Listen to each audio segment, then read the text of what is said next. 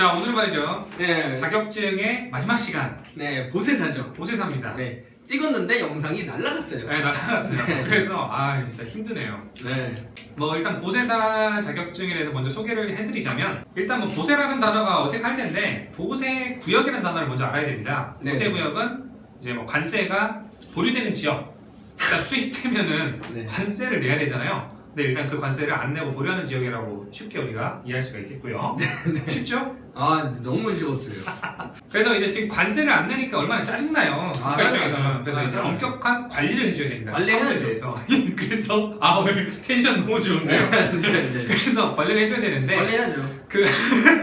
그래서 이제 세관에서 그거를 다 관리를 하기 힘드니까 맞죠. 보세사 자격증의 소지자들을 별도로 이제 각 이제 보세 구역마다 배치를 해서 세관이 배치를 하는 건 아니고요. 기업에서 이제 강제로 뽑아야 됩니다. 그래서 뽑아야죠. 그렇게 이제 배치가 된 보세사분들이 그 화물 관리를 대신 해준다. 그런 직업을 뽑는 시험이다라고 아시면 되겠습니다. 네. 자, 그러면은 오랜만에 이거 합을 맞춰보네요. 네, 그렇죠. 자, 그러면 시험에 대해서 한번 일정이나 네. 안내 한번 부탁드려요. 우선 이 시험은 국가 공인 자격입니다. 아, 공인정. 무역업계에서 면 안 되는 공인 자격이고요. 예. 이제 합격하면 바로 직업이 될 수도 있는 아, 자격증이 굉장히 되겠고요. 좋네요. 네. 그리고 시험 일정은 시험 접수가 4월, 네. 그리고 시험 일정이 보통 7월에 이제 하고 있습니다. 네. 그래서 얼마 안 남았죠. 과목별로 오지선다고요. 네. 다른 이제 자격증에 비해서 좀 어렵죠. 원래는 보통 사지선다인데 네, 어렵죠. 오지선다고 5과목을 보고 이제 125문제. 아, 그래서 난이도가 좀 있습니다. 그리고 시험 시간은 이제 130분 동안 보면 되겠고요. 100점 만점에 평균 60점, 모든 과목 과락이 없어야 되고요. 과락이라고 한다면 40점을 의미합니다. 자, 시험 과목은 5과목이고요. 첫 번째는 수출 통관 절차, 그리고 두 번째가 보세 구역 관리, 세 번째가 보세 화물 관리, 네 번째가 이제 우리가 쉽게 생각하는 자율 관리 및 관세 벌칙, 네. 그리고 다섯 번째가 수출 안전 관리. 이렇게 5과목으로 이루어져 있습니다. 그러면 이 보세사 자격 시험을 추천하신다면 누구한테 추천하시겠어요? 일단 몇 가지 그룹군으로 나눠서 추천을 좀 드리자면, 네. 첫 번째는 이제 관세 법인에서 근무를 하실 분들, 관세업계, 통관업 쪽에서 근무를 하실 분들이겠고요. 두 번째가 이제 보세사라는 분들이 면세점에서도 각 한 명씩 있어요. 그래서 네. 이제 면세점 또는 이제 보세 공장, 그리고 항만 지역에 이제 보세 창고들에서는 이제 강제 채용이기 때문에 거기서 이제 근무가 관심 있으신 분들, 네. 그리고 좀 항만 근처에서 일하는 걸 배우다 보니까 수출입 통관 절차를 좀 꼼꼼하게 배우다 보니까 포워딩 네. 일하실 분들, 물류업, 항만업 쪽에서 일하실 분들도 굉장히 큰 도움이 될 것 같고요. 마지막으로 일단 관세 쪽에서는 유일한 어떤 통관 절차에 대해서 공부하는 자격증이에요. 관세사를 제외하고서는. 네. 그래서 이제 관세 업무나 이쪽에 좀 관심이 있으신 분들에 네. 대해서 추천을 드립니다. 그러면 이 국가 공인인 만큼 네. 자격증 혜택이 좀 있을까요? 뭐 혜택이라고 한다면 결국에는 취업이 가장 큰 혜택일 텐데, 네. 앞서 말씀드렸듯이 이 직업은 국가 공인 자격이면서 강제적인 채용 의무가 있어요. 국제무역사라든가 다른 자격에 비해서는 취업으로 직결될 수 있는 확률이 매우 높죠. 아. 근데 이 자격증을 땄다고 해서 무조건 취업이 되는 건 아니에요. 그래서 그 점은 잘 명심해 주셔야 되고, 다만 이제 이 자격증을 시너지 낼 수 있는 자격증, 예를 들면은 위험물 산업기사라든가 네. 지게차 자격증, 이런 것들이 실무에서도 필요해요. 보세사 맞아요. 이제 화물 관리를 하기 위해서는. 그런 자격증이 있으면 취업하기가 조금 더 쉽겠고요. 그리고 일단 공부하는 과목 자체가 굉장히 실무적이에요. 무역 자격증 중에 가장 이 정도로 실무적인 자격증이 있을까 싶을 정도로 고시에서 보통 출제가 됩니다. 네. 그래서 이거를 이제 배우고, 예를 들어 수출입 통관이라든가 이런 것들을 공부를 하시면 그냥 다 이제 보세사 과목에서 파생되는 어떤 실무적인 내용을 우리가 미리 공부한다. 네. 오랜만이니까 힘드네요. 너무 졸려요. 그럼 과목별 팁은 뭐가 있을까요? 자, 일단 첫 번째 과목으로 수출입 통관 절차는 네. 일단 가장 범위가 넓어요. 관세법 전체라고 보시면 됩니다. 근데 이제 넓은데 나올 때가 정해져 있습니다. 그냥 문제 은행식이라고 보시면 돼요. 그래서 그냥 범위는 넓지만 점수를 가장 많이 딸 수 있는 과목이라고 생각하시면 되겠고요. 그리고 뭐 학습 전략으로서는 이 과목을 공부해야 2, 3, 4과목에 영향을 미쳐요. 1과목을 제대로 공부를 해야 2, 3, 4과목이 조금 수월하거든요. 그래서 뭐 점수를 따는 것 이외에도 조금 열심히 공부를 한숨 내쉬고 조금 더 이제 수월하지 않을까 생각을 합니다. 아, 맞습니다. 네. 두 번째 과목은 보세구역 관리고요. 이제 뭐 공부해보신 분들은 아시겠지만 뭐 특허 보세구역, 지정 보세구역, 종합 보세구역 이런 구역들에 대한 관리를 어떻게 할 거냐에 대한 내용인데 조금 어렵습니다. 과목 중에 이게 제일 어려워요. 그래서 숲을 공부하신다기보다는 제 1과목 같은 경우는 얕고 넓게 공부하시면 되는데, 2과목 같은 경우에는 정말 나무 하나하나 봐줘야 돼요. 그래서 이제 과락 맞기가 쉬운 과목이라서 정말 세세하게 공부를 해주셔야 되는 거고 조금 어렵습니다. 그래서 좀 각오를 해주셔야 되고 보세구역 특성별로 하나하나 다 구분해서 외우시는 게 조금 드리고 싶은 말씀이네요. 자, 세 번째 과목은 보세 화물 관리로 아까는 구역에 대해서 관리를 했다면 이제 화물 그 자체를 어떻게 관리할 거냐, 수출입 화물을 어떻게 관리하고 환적 화물을 어떻게 관리할 거냐, 그리고 또 보세 운송은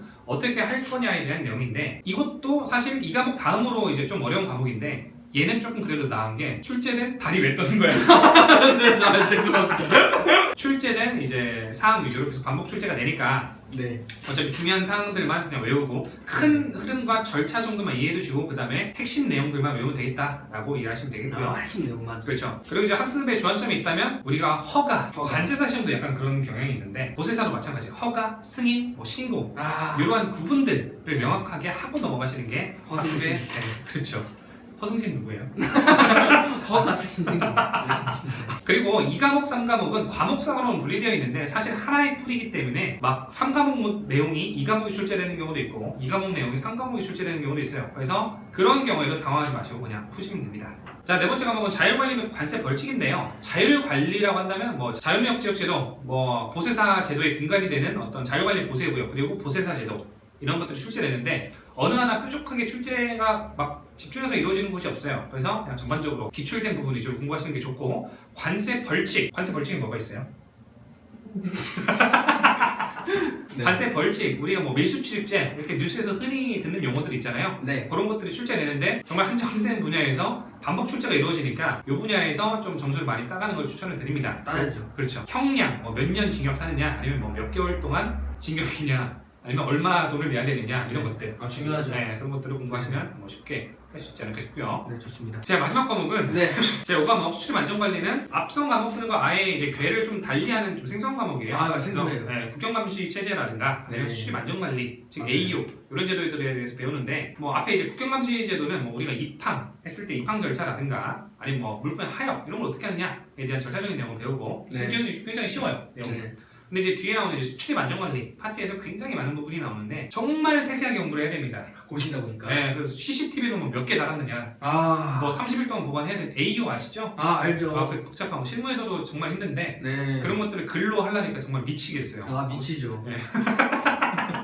저도 지금 미치겠어요. 네, 미쳐버렸어요. 그래서 네. 아무튼 반복되는 기출문제 위주로 공부를 하시고 시간 여유가 있을 때만 AO 같은 경우는 그 세부 기준들이 있거든요. 그런 기준들은 정말 시간이 많을 때 네. 핵심적으로 빈출되는 것들만 공부하고 넘어가시는 게 마지막 팁이 되겠습니다. 자, 그럼 이제 보세사에 대해서 시험과 예. 과목별 팁에 대해서 한번 얘기를 했잖아요. 예. 근데 개인적으로 생각하시기에 보세사 제도에 대한 문제점.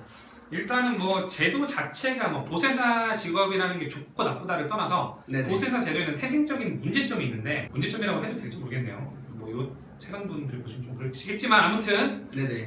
보세사 제도가 결국에는 공적인 영역에서 해줘야 되는 관리를 사적인 영역으로 넘어온 겁니다.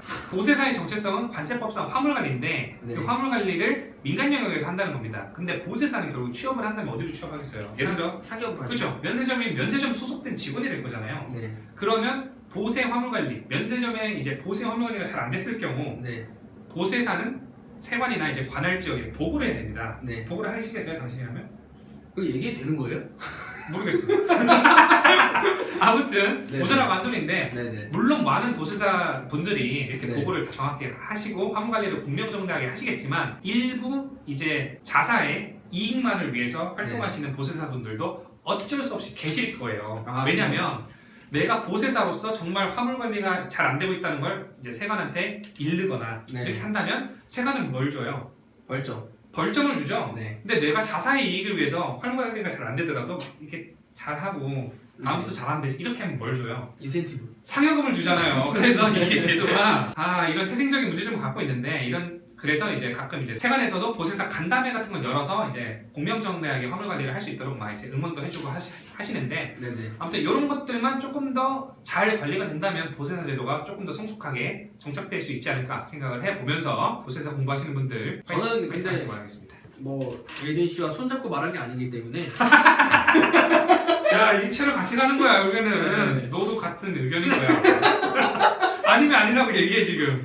자, 네, 그렇고요. 자, 그리고 자격증은 이제 여기가 마지막이죠? 아, 자격증 여기 마지막이고 네네. 뭐 추가적인 공부법이라든가 뭐 전체적인 공부법 이런 것들은 업로드 될 수 있겠지만 네네. 저희가 가지고 있는 자격증은 여기까지라서 네네. 나머지 것들은 원하시는 것들만 조금 더 올리도록 네. 하겠습니다. 그리고 만약에 뭐 진짜 원하시는 뭐 자격증 궁금하신 게 있다면은 진짜 저희가 따볼게요.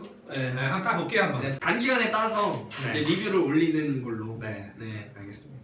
그럼 그렇게 하는 걸로 하고 만약에 뭐 궁금하신 사항은 모든 자격증에다가 이제 댓글로 남겨주시면은 그거에 대해서 자세히 네. 더 찍는 걸로 할게요. 거의 뭐 댓글 거의 뭐 10초 만에 달아드립니다. 네네네.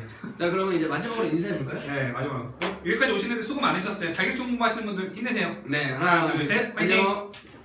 하나, 둘, 셋. 안녕.